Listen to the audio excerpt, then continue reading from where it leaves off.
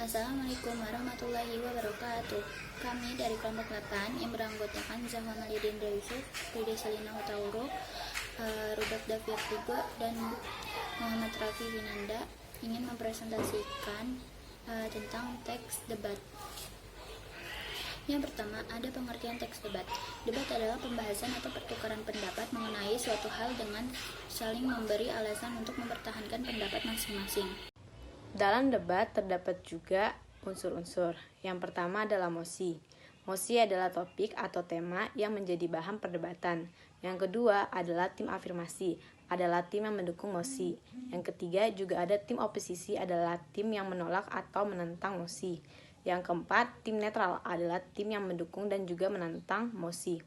Yang kelima, penonton atau juri adalah partisipan yang diundang untuk menyaksikan jalannya perdebatan dari awal hingga akhir. Yang keenam, ada moderator, adalah partisipan yang bertugas menyampaikan mosi di awal dan mengatur jalannya perdebatan hingga berjalan dengan lancar. Yang ketujuh, juga ada penulis, adalah partisipan menulis atau merangkum pendapat-pendapat yang disampaikan oleh ketiga tim, juga moderator. Tujuan debat adalah untuk menyampaikan dan mempertahankan argumen. Dalam debat, kita memerlukan sebuah argumen yang berkualitas, yang disampaikan berdasarkan fakta dan secara pola pikir yang logis. Tujuan dari debat pertama, dapat melatih mematahkan pendapat dari orang lain atau lawan debat kita. Kedua, kita dapat melatih dalam bersikap kritis terhadap semua materi yang diperdebatkan. Ketiga, kita dapat meningkatkan kemampuan dalam merespon atau menghadapi suatu masalah. Keempat, kita dapat melatih diri dalam mendapatkan pemahaman tentang konsep dari materi yang diperdebatkan. Terakhir, kita juga dapat melatih keberanian dan mental dalam melakukan pendapat di depan umum atau di depan banyak orang. Kedua, ada debat pemeriksaan ulangan, yaitu untuk mengajukan serangkaian pertanyaan yang satu sama lainnya berhubungan erat yang akan menyebabkan individu yang ditanya menunjang posisi yang hendak ditegakkan oleh penanya. Yang tiga, ada debat formal, yaitu debat formal ini bertujuan untuk memberikan kesempatan kepada masing-masing tim pembicara untuk menyampaikan kepada audiens atau peserta debat tentang beberapa argumen maupun gagasan yang dapat menunjang atau menolak usulan. Terakhir, ada debat kompetitif.